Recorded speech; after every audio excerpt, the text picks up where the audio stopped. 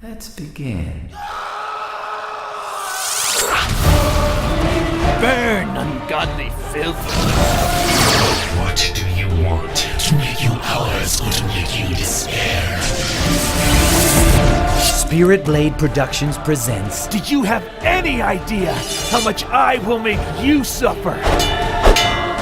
The horrific agony that I will inflict.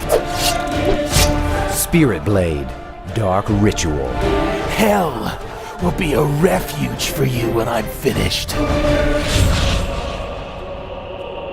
For more information, visit spiritblade.com. christiangeekcentral.com. Do you like games? I like games too. I like games too. Hey, I'm Peter Franson from christiangeekcentral.com and Spirit Blade Productions. E3 2018 is coming in just over a week. There is so much potential for big announcements, big promises, and eventually big disappointments that could come out of this event. I like to both engage in the hype and try to keep my expectations in check, so I'm going to share both my jaded predictions and unreasonable wishes for E3 2018. Now, I don't have the experience or inside track that someone in the games media world would have, but a number of my past wish list items have come true. He said, somewhat deceptively, broken clock is right twice a day, right? So we'll see what happens this year, and stay tuned. From June 9th through 15th, I'll be posting videos probably every day in reaction to the events and announcements from the conferences that really stand out to me. For now, I'm going to go through those jaded predictions and wishful thoughts that I have by category of major publisher showcase events, including the PC Gaming Show, and then I'll include a catch-all general category at the end. So let's start with EA. EA's showcase is going to be on Saturday, June 9th at 11 a.m. Pacific. If you want a little chuckle, go to my reactions to last year's EA E3 press conference, in which I said that, they seem to have a strong consumer focus and they're learning from their mistakes and from player feedback, and they're having a nice moment of transparency here. Well, now I'm a year older and a Star Wars Battlefront 2 loot boxes controversy wiser. I've also heard it said that this is something of a pattern from EA. They screw up and offend players with mercenary practices, then publicly say they've learned from their mistakes, but then forge ahead without making any real changes for the better. So please forgive my naivete from last year. I tried to give them the benefit of the doubt, even when they'd given me reason to doubt in the past. At this point, I can't imagine believing any words that come out of the mouths of their suit-wearing representatives. So my jaded prediction is that they will feature more sports and cars and sports cars, and they will say things not worth believing while wearing tailored suits. The upcoming BioWare game Anthem will make it even more clear that the studio is done making single-player RPGs, tossing aside their heritage of Baldur's Gate, Neverwinter Nights, or even Dragon Age Origins in favor of MMO, shooty, blasty, jumpy games. And, I've got nothing against those or people enjoying those. I just miss the old BioWare. Oh well. My first wish for the E3 EA event is that they will do something that players like. For example, something crazy like creating a new monetization model for one of their currently high-profile games that's using, microtransaction type stuff, but a new model that doesn't seek to deceive or manipulate players. And then implement that monetization model as an update for said game that goes live right then and there in the middle of their presentation. It would be a move that says, we're changing, and you can load up your game and see us changing for yourself right now. I mean, imagine that. Don't announce plans to change or announce plans to make a consumer-friendly move in the future. What if they made a move during the conference that can immediately be put to the test by fans and commentators? Give us the proof by the end of the weekend in deeds, not in words, that you are moving toward consumer-friendly practices. Otherwise, I can't see why I should trust anything you say, EA, enough to even let your games be a blip on my radar. My second wish for EA is that they could somehow I don't know how they would do this, but they could somehow make me believe that they still care about true blue single-player RPG experiences for a long-time single-player RPG fan like me. That is a tall order. I know that there's some kind of Dragon Age game in the works, but it sounds like it's going to be an increasingly online type of thing. So I don't know what I would need for them to convince me this, but I would love to just come away from the EA event feeling like, oh my gosh, they are still committed to single player RPGs. We'll see what happens. Microsoft is holding their event on Sunday, June 10th at 1 p.m. Pacific.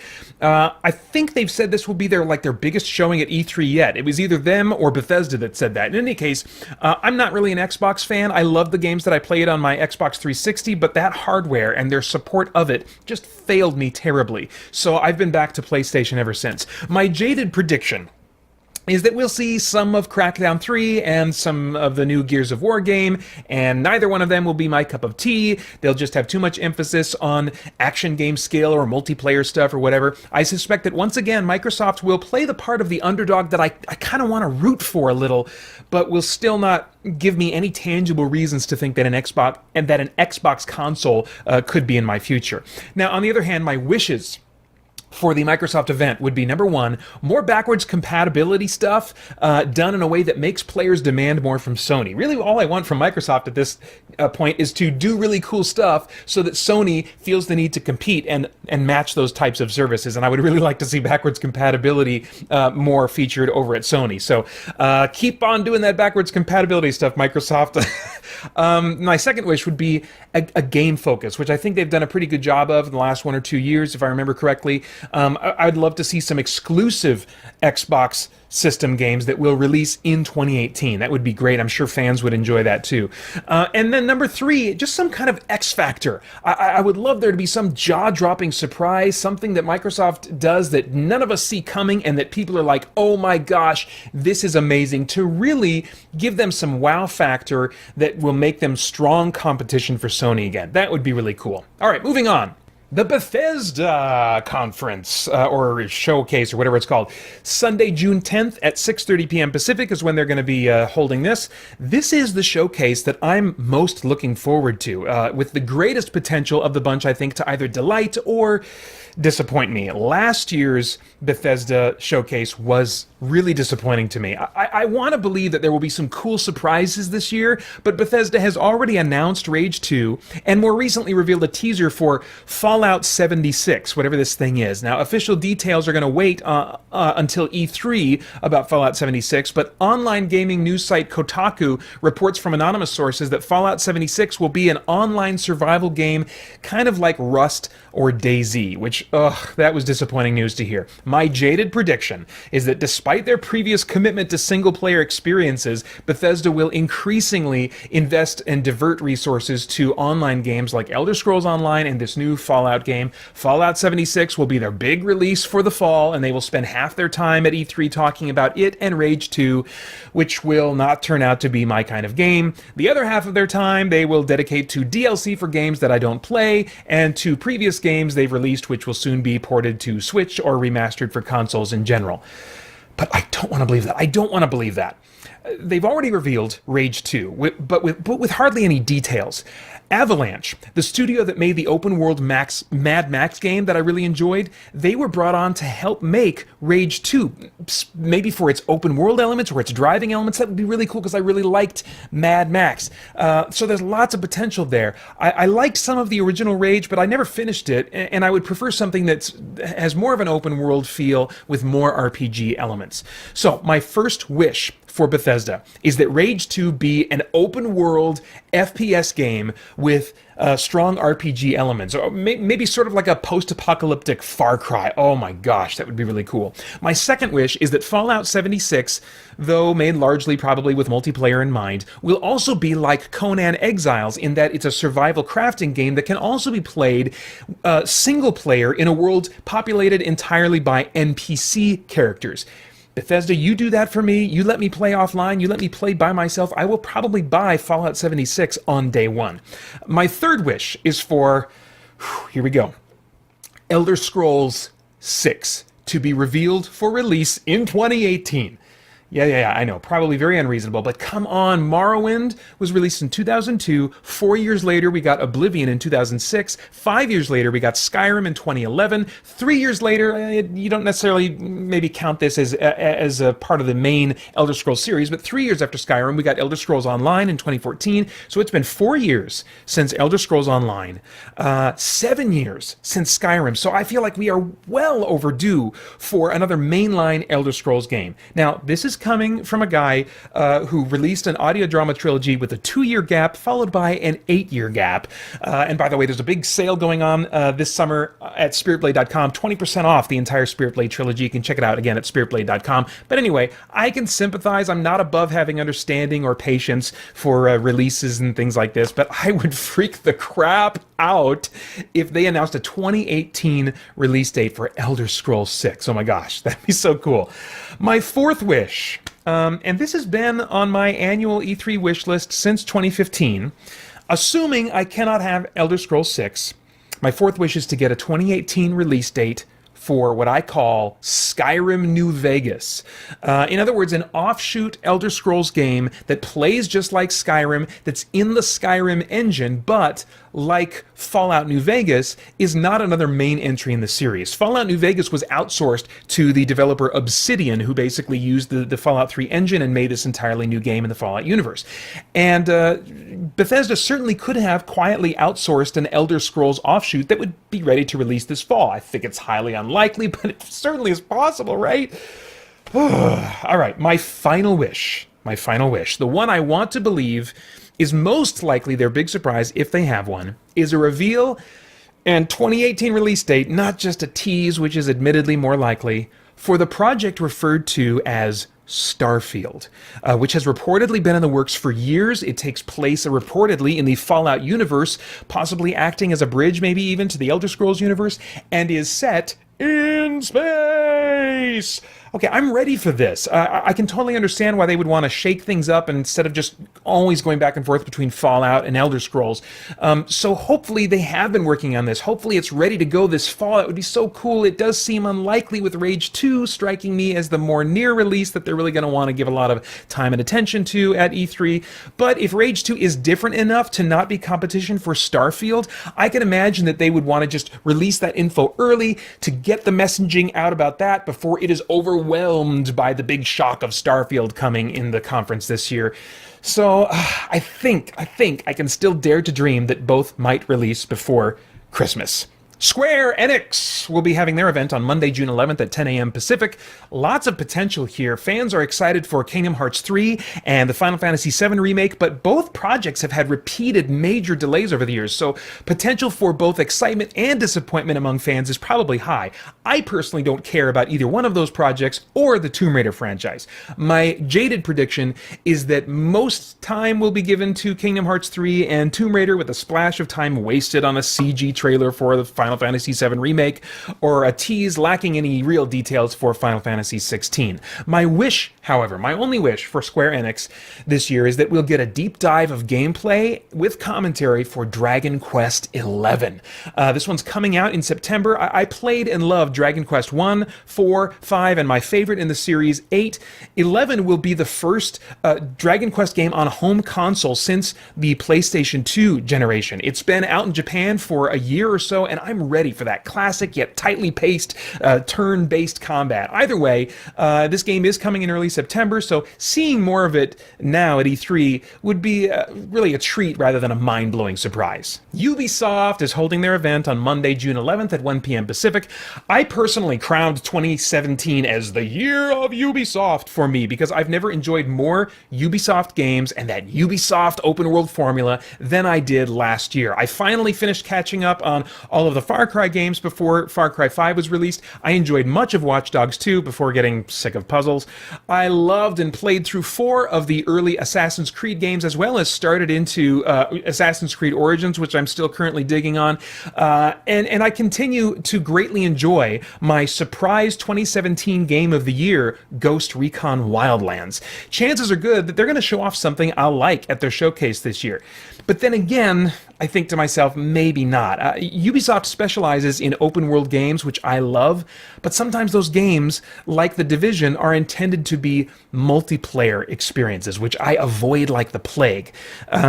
The Division 2 and the pirate ship battle game Skull and Bones have been confirmed as games that will be featured at their showcase, but both have a heavy online focus with apparently no single player like offline, with no other players visible available. No kind of mode that's gonna fit that bill. It's also been reported that the upcoming Beyond Good and Evil 2 game that they're working on is an open world game with an online emphasis, in addition to having talking animals. So that's a hard line that I don't know if I can ever cross.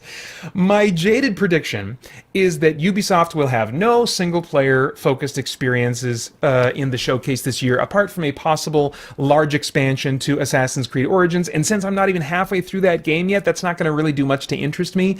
They will hold my attention with hopes that the Division 2 will be changed radically from the first so that it now plays just like Ghost Recon Wildlands, but then quickly dash those hopes and make it clear that it's once again just an MMO in disguise.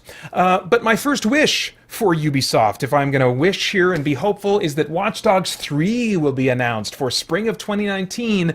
After all, it needs to come in the spring because I'm going to have to have time for Elder Scrolls or Starfield in the fall. And that it will no longer feature any time-sensitive puzzles. I loved the open-world antics of Watch Dogs 2, but as with many Ubisoft games, those story missions often have limitations that I quickly get frustrated with. A Watch Dogs 3 with the freedom and fun of a game like, say, Saints Row would nicely fill a gap in my library once I'm done with Ghost Recon Wildlands. And piggybacking on that wish, though much less likely, I think, would be an announcement for a Ghost Recon Wildlands sequel coming in spring 2019. My second wish for the Ubisoft event is for a new open world franchise. Okay, this is out of left field, guys, so just stay with me for a second. A new open world franchise based on the Terminator intellectual property. Come on! Why has no one ever made a city-based open-world game where you play as the Terminator trying to eliminate key resistance members from the timeline? I mean, imagine mercilessly telling civilians to get out of their cars while you go from one flaming wreck to the next in pursuit of your target. Open city games are like made for the Terminator intellectual property, and Ubisoft is a big enough publisher that I feel like they could get their hands on that IP and make a really cool game out of it. Oh my gosh. On to the PC Gaming Show. It's going to be Monday, June 11th at 3 p.m. Pacific. Now, I'm not really a PC gamer except for a few experiences that I can't find on consoles that my PC can still run as it happens, so I don't expect much in this show to really float my boat. My jaded prediction is that it'll be a loosey-goosey, slow, overly long event with plenty of uninteresting filler and conversational advertisements where the host chats with the sponsor for way too long. That's kind of been a mainstay of all of the PC Gaming shows at E3 so far. My first wish is for them to cover games that will also be coming to console, so that there's something for me as a primarily console player, but games that aren't getting attention at the other big shows, as well as attention to some PC exclusive games that have slow enough system requirements that my PC can still run them. My second wish is to see indications that the gap is getting smaller between PC and console gaming, specifically in the realm of control schemes. I think I would really love to see gamepad user interfaces to be included as a standard feature in PC games that are normally made with keyboard and mouse in mind. I know that's asking a lot, but man, that would be really cool because I spend almost my entire workday sitting up straight in the keyboard and mouse operating position. At the end of my day, I want to kick back and use a gamepad. And so I would really, I think, get into PC gaming considerably more if gamepad user interfaces were standard in more PC games. So I know that's kind of like a console gamer kind of butting into the PC world and saying, I want things to be more like consoles. So I'm sorry about that, but those are my wishes. Sony's event will be Monday, June 11th at 6 p.m. Pacific. Sony has already stated that their showcase will focus on Death Stranding, Spider-Man, Ghost of Tsushima, and The Last of Us Part 2. Now, I have no interest in that last one, but I am curious about Death Stranding and Ghost of Tsushima, whose title does not roll off my tongue, and I kind of wonder if that's going to be working against them at some point. Spider-Man may be the open city superhero game I've been waiting a long time for, so I'm really looking forward to seeing if that's the case. My jaded prediction is that we either won't get any useful information about what playing Death Stranding will be like, or we will, and it will turn out to be a social media-based game, as some vague references have implied. Ghost of Tsushima will turn out to be way too artsy and niche for my tastes, and the majority of the time will be spent on The Last of Us Part 2. My first wish is that Death Stranding will turn out to be my kind of game. Maybe some sort of experience taking cues from BioShock. I really am interested in the visual design of that world, so I hope it's something that I will dig. My second wish is that Spider-Man will get a deep dive exploration of its gameplay, so I can get a sense of what playing this game is going to be like, and also that it won't serve me any red flags in the form of like timed missions or other insta-fail scenarios. Just give me a game where it's fun and easy to be Spider-Man in an open world, and then give it some great character-driven storytelling as icing on the cake, which, if any superhero property is primed to do that, I think Spider-Man is. Let's see. My final wish for Sony's showcase. This is a mainstay on my wish list since 2015. Disc-based PS2 backwards compatibility, or some other way that I can perpetually enjoy the more quirky or license-based PS2 games that are unlikely to be remastered. I have no reason to think there's any hope for this until maybe the PS5. I don't know, or no hope at all. I just keep putting it on my wish list every year because someday my PS2 is going to die and I'll be so sad. Nintendo's event will be Tuesday, June 12th at 9 a.m. Pacific time. It's just going to be another one of their Nintendo Direct pre-recorded videos, although they're going to have live streaming events throughout E3 as well, I think. I haven't bought a Nintendo home console since the Super Nintendo, except to get a Wii for our two boys a few years ago. The cute, family-friendly aesthetic of first-party Nintendo games are just not my thing personally, and neither is the fall and die gameplay of Super Mario. My jaded prediction is that for this E3, Nintendo will focus a bunch on the Smash Brothers and recently announced Pokemon games that are coming to the Switch, and then they'll show a bunch of ports I've already played or don't care about. My first wish is for them to clarify or change their plans for legacy games. Currently, there seems to be no plan for SNES, NES, DS, 3DS, Wii, or Wii U games to be purchasable and playable on the Switch through an online store. Instead, they will reportedly be using a Netflix-style subscription to give you access to a limited selection of games as long as you continue subscribing to that service. If I could purchase and outright own all of, say, the Symphony of the Night, series of Castlevania games on the Switch, I'd really consider buying a Switch just to play those games on a TV screen.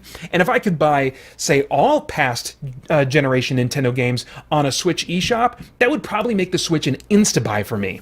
My second wish is not really for me, it's kind of on behalf of Nintendo fans in general. I think this wish is slowly being partially granted. I just want to keep it out there because I'd really love the Nintendo to really go further in the direction of granting this wish. And that is, I'd love for Nintendo to become noticeably more fan-friendly, beginning with this E3. They rightly protect their intellectual properties, but they do it in a way that comes off to me as cold and greedy. They also seem just kind of oblivious to the kinds of things that longtime gamers want, like good online services. They've been slowly coming around by developing new Metroid and Pokemon games. They won a lot of points with fans with Zelda Breath of the Wild.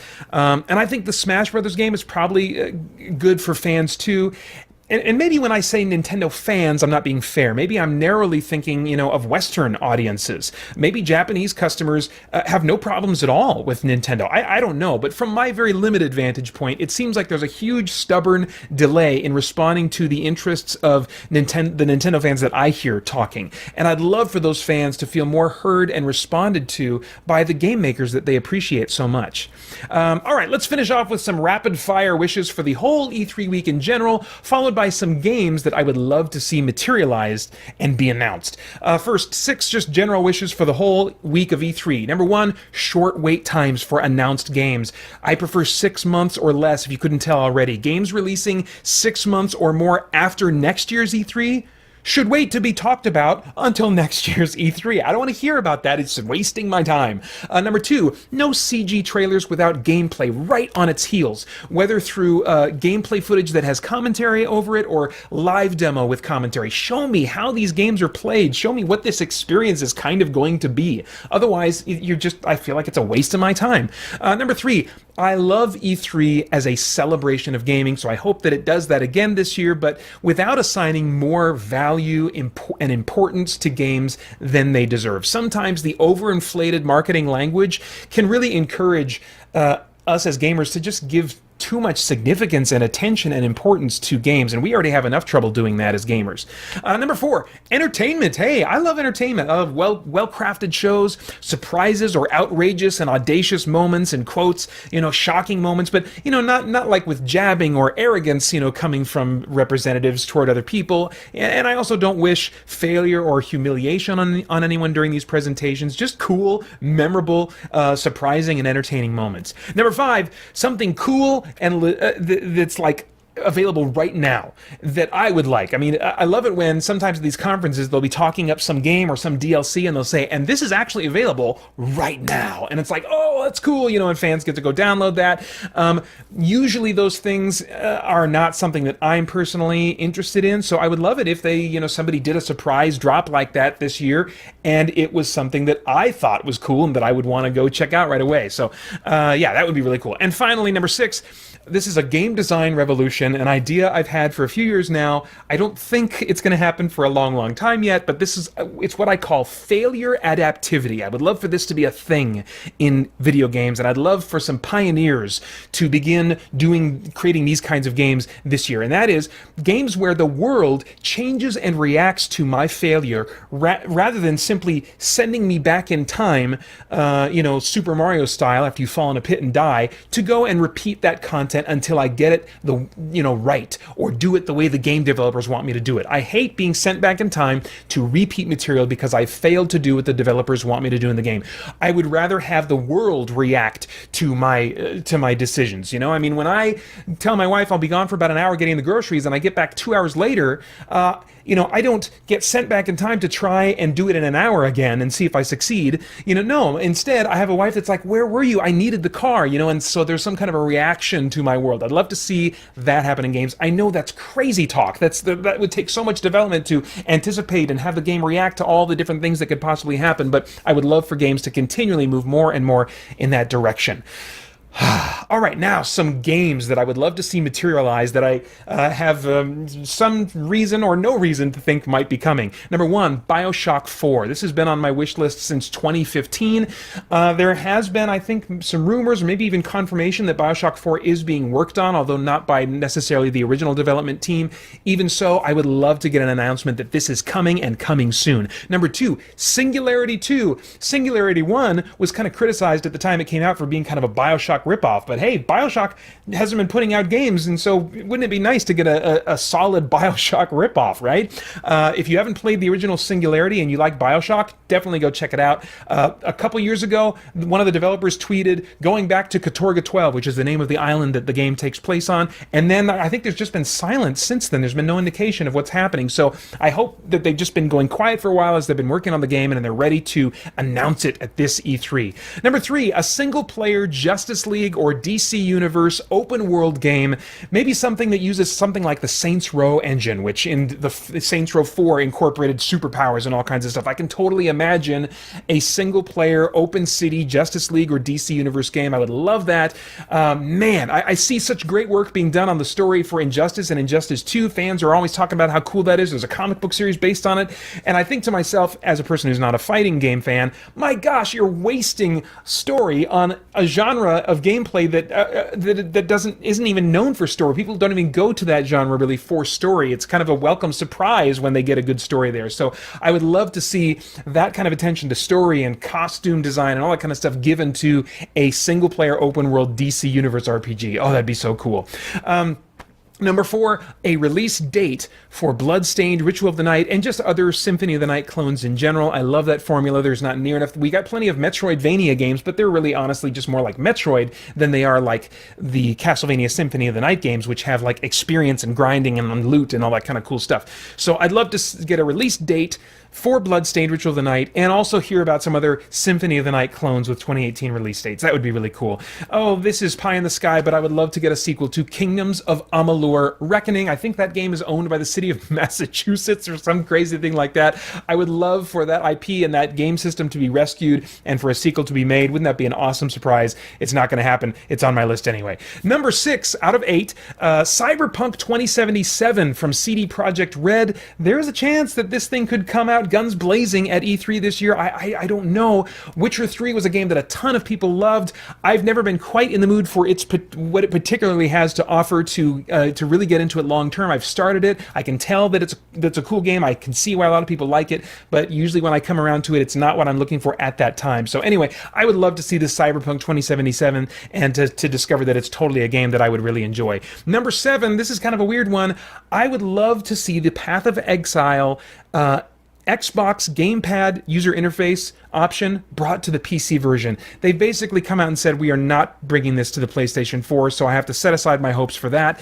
But a nice second would be to get the gamepad user interface for my PC, because this is totally the kind of Diablo clone that I really dig. Most Diablo clones just don't quite scratch the right itches that I have in mind for that genre, but this one does, except I can only play it with keyboard and mouse. I'd really love that UI to be brought over. And finally, number 8, I'd love lots more info about this game I've heard about recently called Atomic Heart, which looks like it's taking inspiration from the BioShock games. It's got a weird, like bonkers looking world. I just want a lot more information. I'd love for it to have a 2018 release date, and I'd love to realize, oh my gosh, this is a game I will totally love. All right, well, those are my jaded predictions and my wishful thinking. You know, in all of this, I do like to try and keep my expectations in check. So I like to kind of come back from this, say, okay, Pater, it's not that you need to think negatively. You can think hopefully, but, still have the right perspective. Games can get canceled after being announced at E3. Games can just disappear into the ether after getting hype at E3. Or they can come out at some point and be really disappointing, We don't want to set our hopes for happiness on these things. That's what leads to disappointment and anger when things don't turn out the way we wanted. We might tell ourselves, of course, I don't set my hopes for happiness on games, but sometimes if we're introspective and really sit quietly and ask ourselves, why am I so angry that this didn't turn out the way I wanted, or why do I feel the way I do about such and such? Sometimes we can discover that we are giving more value and importance to entertainment than we should, and it's just bound to leave us wanting for more. The Bible has some great perspectives to offer on this. 1 John 2, verses 15 through 17 in the ESV says, "Do not love the world or the things in the world. If anyone loves the world, the love of the Father is not in him. For all that is in the world, the desires of the flesh and the desires of the eyes and pride in possessions, is not from the Father, but is from the world. And the world is passing away along with its desires. But whoever does the will of God abides forever." And Ecclesiastes 1, verses 8 through 11 says, "All things are full of weariness. A man cannot utter it. The eye is not satisfied with seeing, nor the ear filled with hearing. What has been is what will be, and what has been done is what will be done. And there is nothing new under the sun. Is there a thing of which it is said, 'See, this is new'? It has been already in the ages before us. There is no remembrance of former things, nor will there be any remembrance of later things yet to be among those who come after." So in other words, today's new hotness is tomorrow's been there, done that, leaving us looking for that next fix perpetually. The things that we enjoy will all fade, but God does not change. He is the ultimate source of creativity and excellence. Any finite good becomes hellishly boring given enough time. That's why sometimes when we think about the idea of living forever, it's like, oh my gosh, that sounds insane. Because all we can comprehend right now are these finite goods that we've experienced. And, they would just ultimately lead to boredom if we had them, forever. But God is the infinite, inexhaustible source of beauty and wonder. So our hope for truly lasting happiness should be looked for in Him. All right, well, that's all I've got for now. Have fun watching all the E3 coverage on the web, and then I hope you'll come back here throughout the week of E3 to get my reactions and to share yours as well. Thanks for watching. Bye-bye. Let's begin. Burn, ungodly filth. What do you want to make you ours or to make you despair? Spirit Blade Productions presents Do you have any idea how much I will make you suffer? The horrific agony that I will inflict. Spirit Blade Dark Ritual. Hell will be a refuge for you when I'm finished. For more information, visit spiritblade.com.